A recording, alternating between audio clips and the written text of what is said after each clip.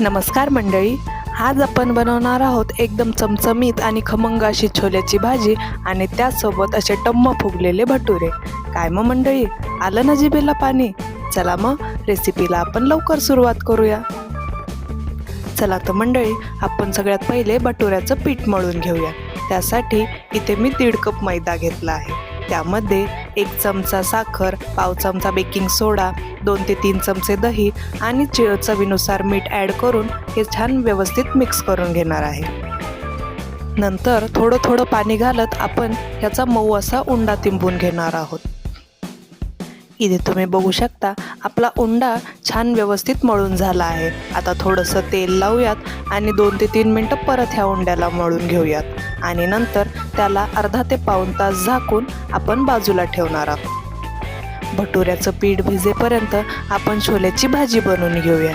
त्यासाठी इथे मी 1 वाटी छोले छान 4 ते 5 तास भिजत घातले होते।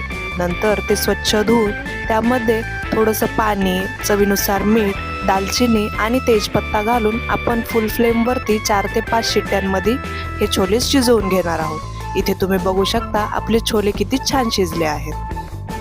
आता आपण एक छोल्याची प्युरी बनवून घेऊयात। त्यासाठी मी इथे 1 चमचा छोल्यामध्ये थोडंसं पाणी घालून त्याची फाईन पेस्ट बनवली आहे। ती कशासाठी बनवली आहे यासाठी व्हिडिओ शेवटपर्यंत नक्की बघा। आता आपण भाजीला फोडणी घालून घेऊ। आता भाजीसाठी मी इथे 2 ते 3 चमचे तेल छान कडकडीत तापवून घेतलं होतं। त्यामध्ये जिऱ्या मोहऱ्याची आणि बारीक वाटलेल्या अद्रक लसणाची पेस्ट ॲड केली। ती फोडणी छान तडतडली की नंतर त्यात बारीक चिरलेला कांदा ॲड करू तो सोनेरी रंगाचा होईपर्यंत छान भाजून घेऊयात। नंतर त्यामध्ये 1 वाटी टोमॅटो प्युरी ॲड करून तिलाही छान तेल सुटेपर्यंत भाजून घेऊयात। प्युरे छान शिजली की त्यामध्ये आपण मसाले ॲड करून घेऊयात। इथे मी धनेपूड, हळद, जिरेपूड आणि चवीनुसार लाल तिखट ॲड केलं आहे।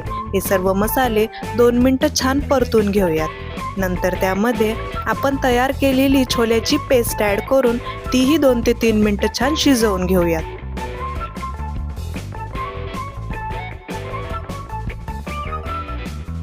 छोल्याची पेस्ट छान शिजली की त्यामध्ये थोडीशी कसुरी मेथी ॲड करून घेऊयात आणि व्यवस्थित मिक्स करून घेऊयात। आता यामध्ये थोडंसं कन्सिस्टन्सीप्रमाणे पाणी ॲड करत ही भाजी आपण व्यवस्थित शिजवून घेणार आहोत।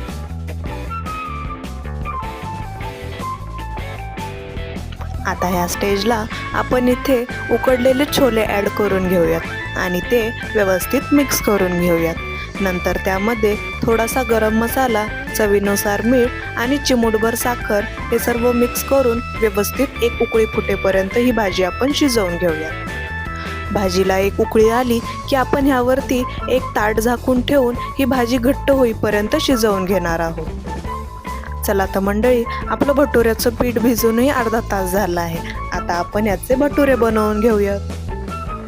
आता इथे व्हिडिओत दाखवल्याप्रमाणे पिठाचा एक छोटासा उंडा घेऊयात आणि तो आधी हाताने थोडासा थापून घेऊयात आणि नंतर तो हलक्या हाताने आपण लाटून घेणार आहोत। भटुरा छान पातळ असा लाटून झाला की तेल छान कडकडीत तापल्यावरतीच त्यामध्ये तो सोडायचा आहे आणि नंतर तो छान फुलेपर्यंत त्याला असं टॅप टॅप करत तळायचा आहे।